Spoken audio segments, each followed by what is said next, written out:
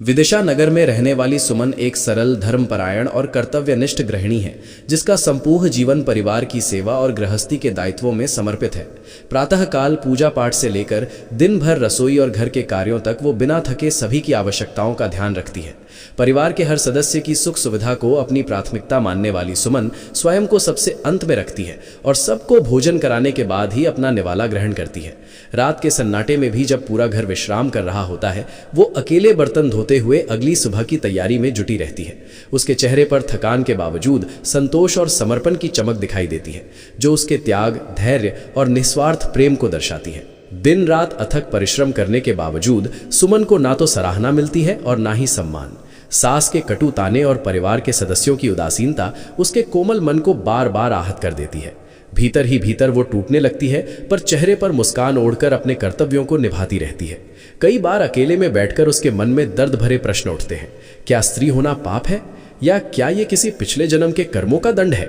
ये विचार उसके हृदय को और भारी बना देते हैं। फिर भी वो अपने आंसुओं को छुपाकर चुपचाप जीवन की कठिन राह पर आगे बढ़ती रहती है। एक रात जब पूरा घर सो चुका था, तब थकी हुई सुमन रसोई में अकेली बर्तन धोते धोते अचानक फूट फूट कर रो पड़ी। दिन भर की थकान, अपमान और उपेक्षा का बोझ उसके हृदय से छलक पड़ा। उसके आंसू पानी में घुलते जा रहे थे और मन में दबा दर्द शब्द बनकर बाहर आने लगा। कांपती हुई आवाज में उसने ईश्वर से प्रश्न किया, मुझसे ऐसा कौन सा पाप हो गया कि मेरा जीवन यहीं सिमट गया? उस क्षण रसोई की खामोशी में उसका करुण स्वर गूंज उठा, मानो वो अपने दुखों का उत्तर स्वयं ईश्वर से मांग रही हो। उसके भीतर पीड़ा, असहायता और टूटे हुए सपनों की गहरी टीस समाई हुई थी। फिर भी कहीं न कहीं उसके मन में ये आशा जीवित थी कि शायद ऊपर वाला उसकी पुकार अवश्य सुनेगा। अचानक रसोई का अंधकार दिव्य प्रकाश में बदल गया और चारों ओर एक अलौकिक उजास फैल गया।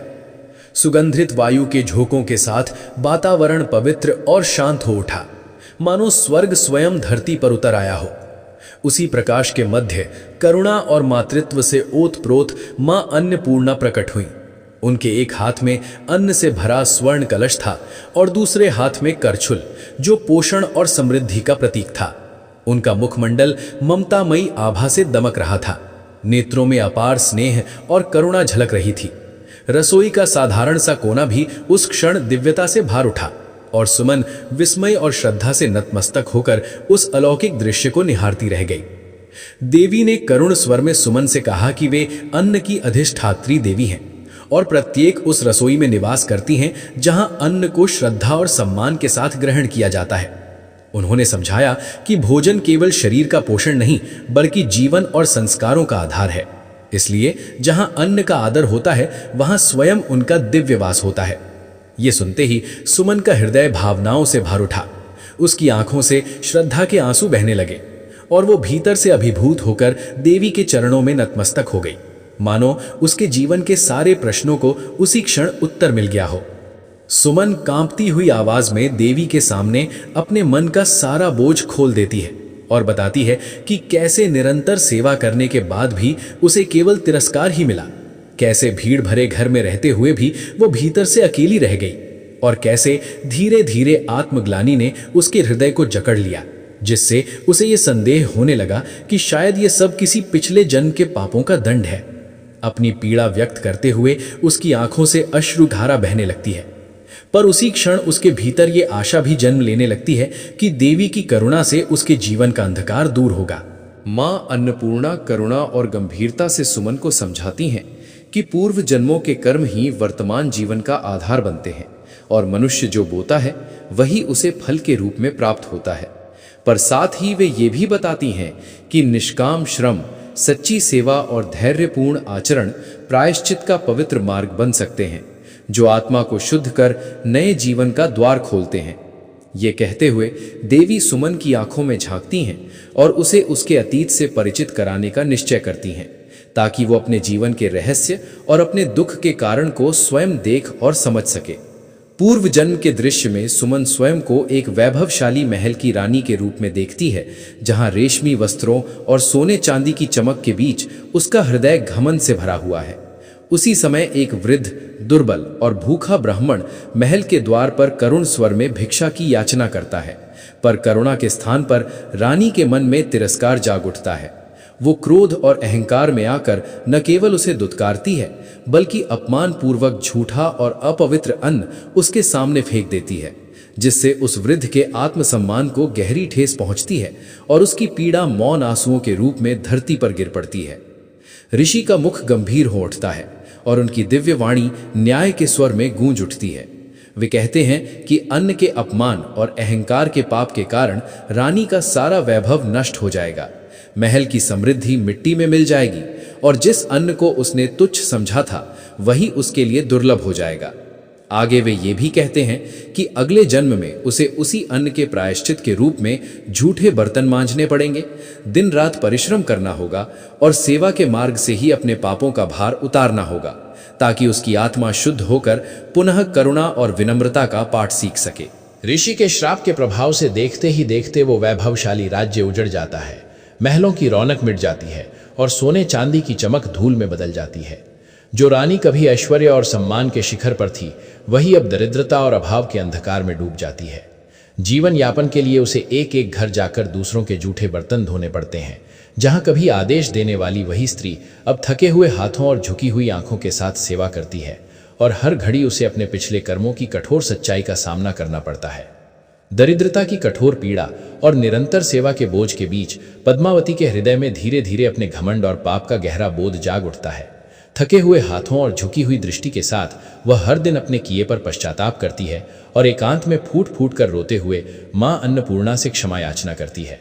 आंसुओं के साथ वह देवी से प्रार्थना करती है कि उसके हृदय से अहंकार का अंधकार दूर कर दें और उसे करुणा, विनम्रता और सेवा के मार्ग पर चलने की शक्ति प्रदान करें, ताकि वो अपने कर्मों का प्रायश्चित कर सके और फिर से मानवता का सच्चा अर्थ समझ सके। क्षण भर में वो दिव्य दृश्य धुंध की तरह विलीन हो जाता है और सुमन की आंखों के सामने फिर से वर्तमान का संसार उभर आता है। मां अन्नपूर्णा करुण और गंभीर स्वर में उसकी ओर देखती हैं और कहती हैं, वत्से, वो रानी पद्मावती तुम ही थी। ये वचन सुनते ही सुमन का हृदय कांप उठता है। उसकी आंखों से अश्रुधारा बहने लगती है और उसे अपने वर्तमान जीवन की पीड़ा का वास्तविक कारण समझ में आ जाता है, जहां उसे सेवा और त्याग के माध्यम से अपने पूर्व जन्म के कर्मों का प्रायश्चित करने का अवसर मिला है। मां अन्नपूर्णा के वचनों को सुनकर सुमन के भीतर एक गहरी समझ का प्रकाश फैल जाता है। अब वो जान जाती है कि उसका वर्तमान जीवन कोई दंड नहीं, बल्कि आत्मा को शुद्ध करने का पवित्र प्रायश्चित था, और जो अपमान और पीड़ा वो अब तक सहती रही, वो वास्तव में उसके अहंकार को तोड़कर उसे विनम्रता और करुणा सिखाने की प्रक्रिया थी। उसके हृदय में अब शिकायत नहीं, बल्कि कृतज्ञता का भाव जाग उठता है और वो अपने हर श्रम, हर आंसू और हर त्याग को ईश्वर की कृपा मानकर स्वीकार करने लगती है। मां अन्नपूर्णा स्नेह और आशीर्वाद से भरे स्वर में सुमन से कहती हैं कि उसका प्रायश्चित अब पूर्ण हो चुका है, क्योंकि उसने बिना शिकायत, बिना अहंकार और बिना स्वार्थ के सेवा को अपना धर्म बना लिया है।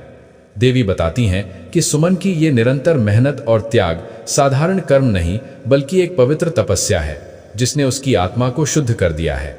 वर्षों से संचित उसके पाप अब धुल चुके हैं और उसका हृदय करुणा, विनम्रता और श्रद्धा से भर गया है।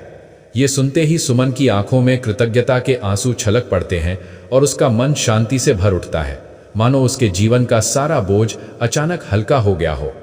देवी मां अन्नपूर्णा सुमन से गंभीर और स्नेहपूर्ण स्वर में कहती हैं, निष्काम गृहस्थ सेवा संसार का सर्वोच्च धर्म है।